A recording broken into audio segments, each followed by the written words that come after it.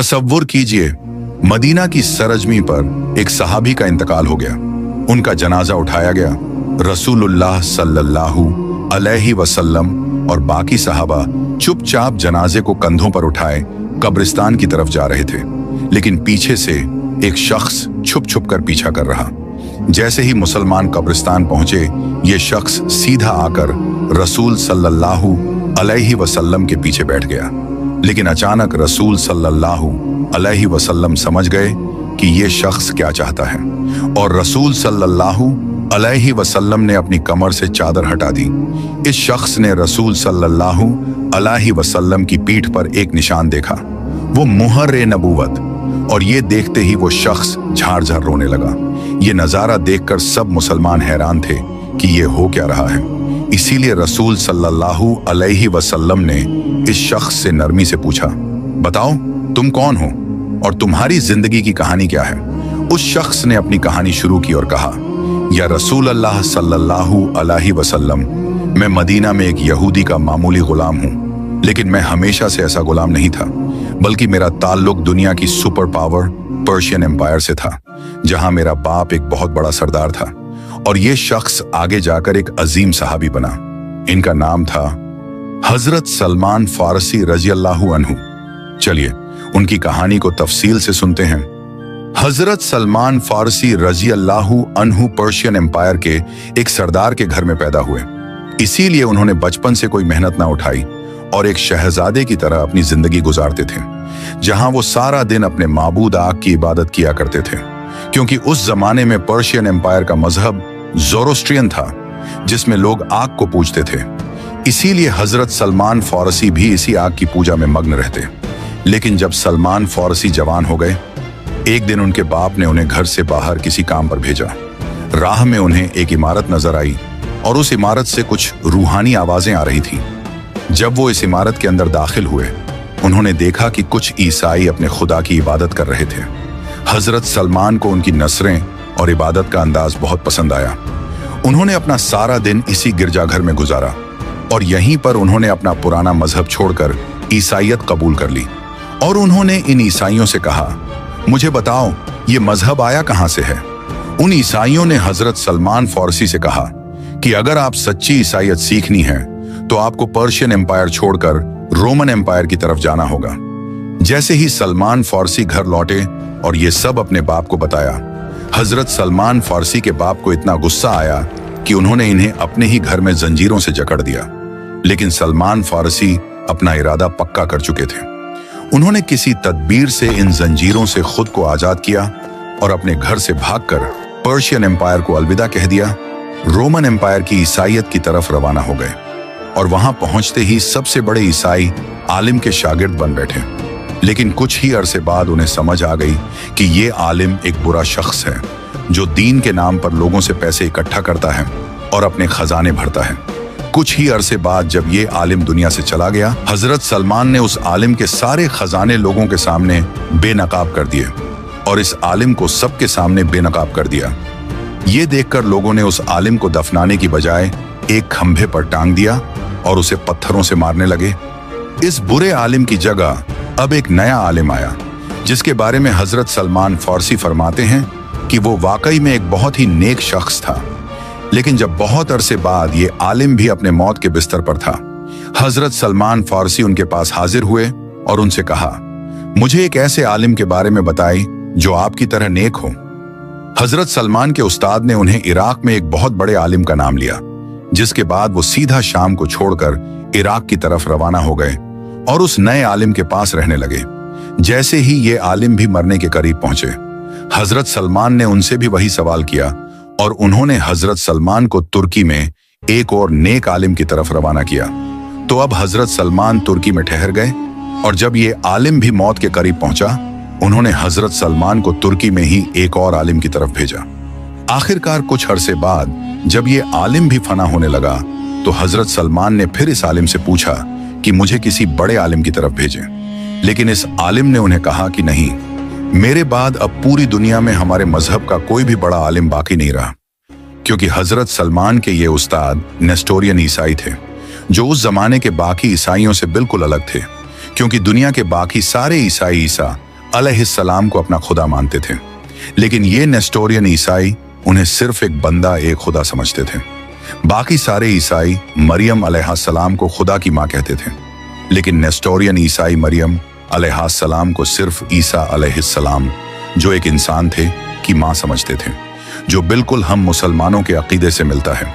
इसीलिए उस आलिम ने हजरत सलमान से कहा कि अब बाकी सारे ईसाइयों को छोड़ दो, क्योंकि वक्त आ चुका है दुनिया में एक नए नबी के आने का, और मैं तुम्हें उस नबी की निशानियां बयान करता हूं।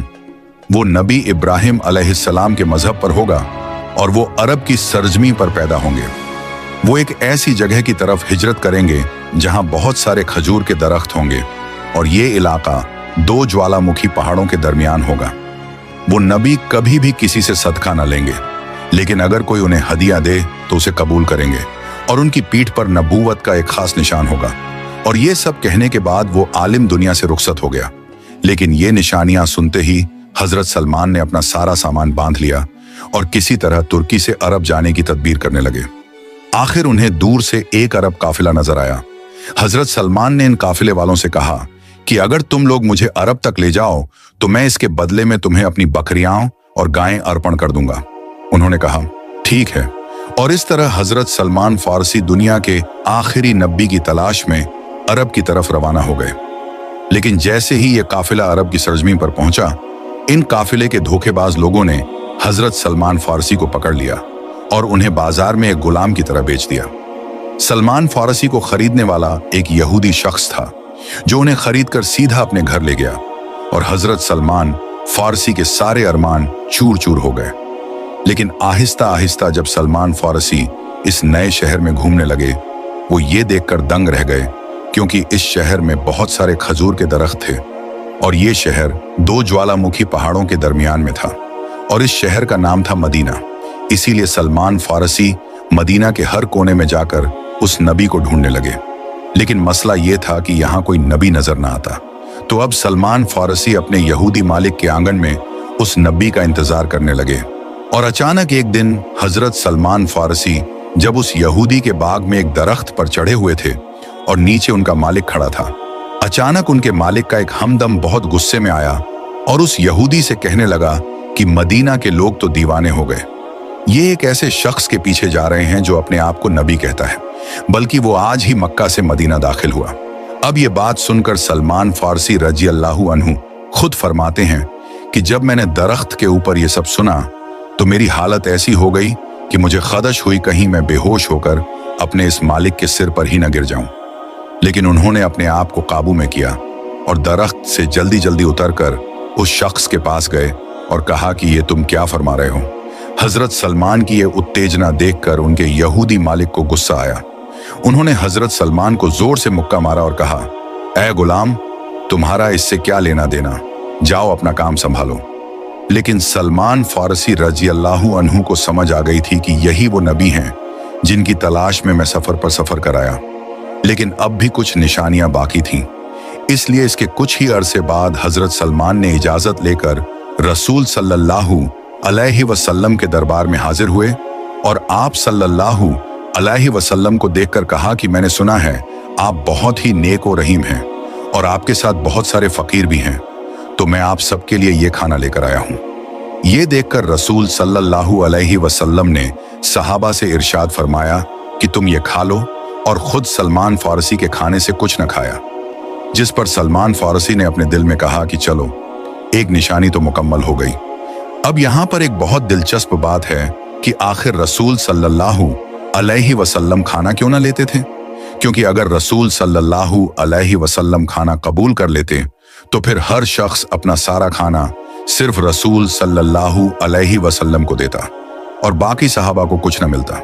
तो अब सलमान फारसी वापस अपने मालिक के पास आए और कुछ अरसे बाद कुछ और चीजें जमा करके दोबारा रसूल सल्लल्लाहु अलैहि वसल्लम के पास हाजिर हुए और फिर उनके सामने खाने की चीजें रखी।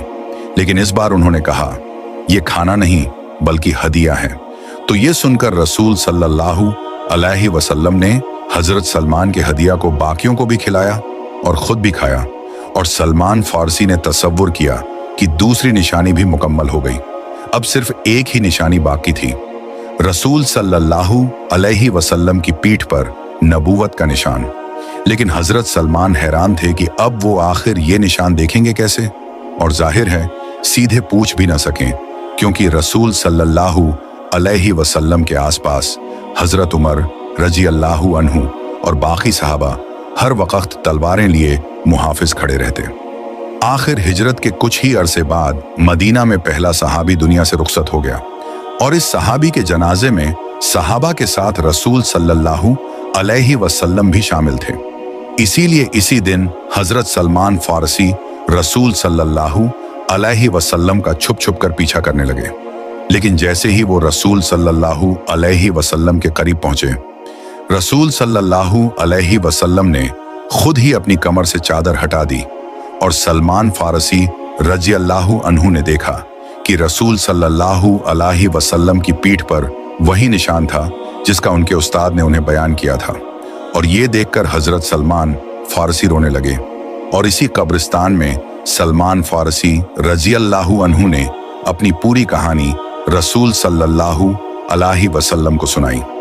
वो सलमान फारसी जो किसी जमाने में आग की पूजा किया करता था, उसके बाद एक बड़ा ईसाई आलिम बना, और अब उन्होंने फाइनली इस्लाम कबूल कर लिया।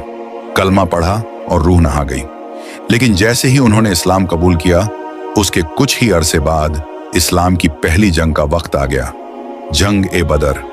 अब एक तरफ जब मुसलमान बदर में लड़ रहे थे, हजरत सलमान इस जंग के बजाय मदीना में अपने मालिक के आंगन में थे, और उनका दिल तो बहुत चाह रहा था बदर की जंग में शामिल होने का, लेकिन उनके यहूदी मालिक ने उन्हें इजाजत न दी।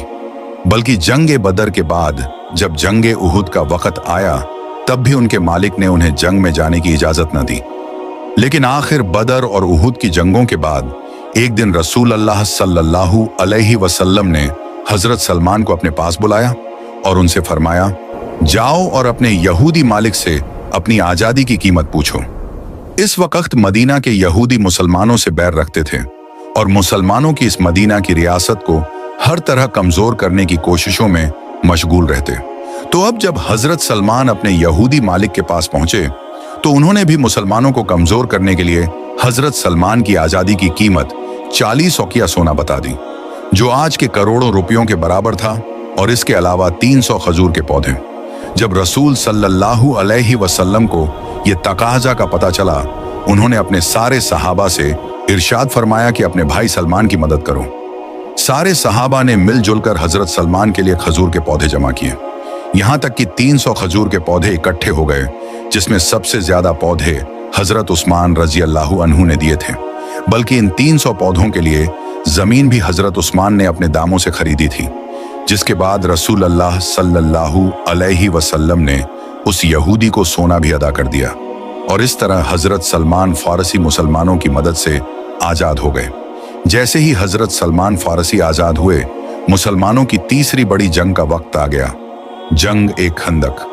जब मक्का का सरदार अब्बू सुफियान 10,000 की लश्कर लेकर मदीना पर हमले की तैयारी कर रहा था, जब इसकी खबर मदीना तक पहुंची, रसूल सल्लल्लाहु अलैहि वसल्लम ने सारे सहाबा को इकट्ठा किया और उन सब से पूछा कि हम इस 10,000 की लश्कर से अपने मदीना को कैसे बचाएं, जिस पर सब सहाबा अपनी अपनी राय देने लगे।